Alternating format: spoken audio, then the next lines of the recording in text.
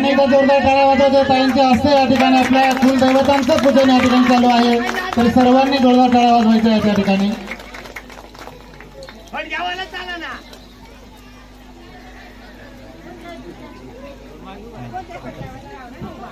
विसरून चालणार नाही। तर भाषा आपली भाषा आपल्या ती बोलणाच पडेल आणि पोरासाच लबी शिकाडणाच पडेल।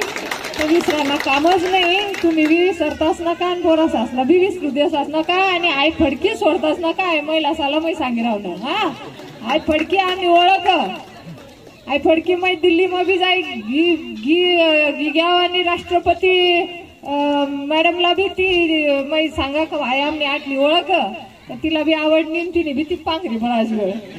तर हाय आपली आदिवासींनी खरी ओळख, हिला विसरताच नका, हिला टाकताच नका। आणि परत एकदा मी सगळ्यांचे गावकऱ्यांचे मनापासून आभार मानते। पुढच्या येणाऱ्या काळात इथल्या विकास कामांसाठी आम्ही कुठे कमी पडणार नाही। मंचावरच्या सगळ्याच मंडळीसह मी सगळ्यांना शब्द देते आणि परत एकदा थांबते। धन्यवाद। जय हिंद, जय महाराष्ट्र, जय भारत, जय आदिवासी, जय आदिवासी। जल, जंगल आणि जमीन याचं खऱ्या अर्थाने रक्षण संरक्षण करणारे आपले सगळे आदिवासी बांधव। पिढ्यानपिढ्या वर्षानुवर्ष आपण निसर्गाची पूजा करणारे आणि म्हणून आजच्या या दिवशी निसर्गाने सुद्धा आपल्या कार्यक्रमाला उपस्थिती लावली आहे। हे आजच्या दिवसाचं वैशिष्ट्य आहे। तुम्ही म्हणता पाऊस आला पाऊस आला, पाऊस आला नाही। आपले आडवडील सगळे हे सगळे पूजा करायचे निसर्गाची, आपला डोंगरे देव, आणि त्याच्या खऱ्या अर्थाने आपण उपासक म्हणून या निसर्ग राजाची कृपा आमच्यावर कायम राहो अशी मी प्रार्थना पण करते। जागतिक आदिवासी दिनानिमित्त माझ्याकडून सर्वांना हार्दिक हार्दिक शुभेच्छा।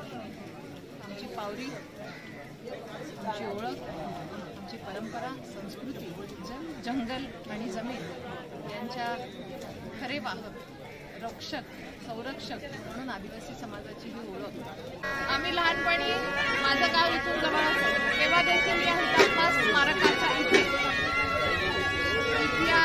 सगळ्या ग्रामस्थांबरोबर हा आदिवासी दिन हुतात्मा स्मारकाच्या इथे साजरा करत होतो। मला असं वाटतं की आमची परंपरा, संस्कृती, हा वारसा आम्ही या माध्यमातून खरं ही फडकी आमची ओळख आहे।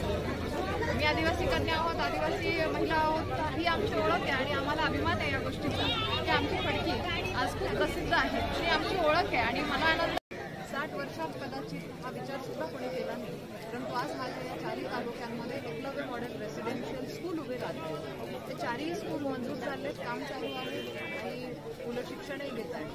इथेच शंकापूरमध्ये आता आम्ही आहोत।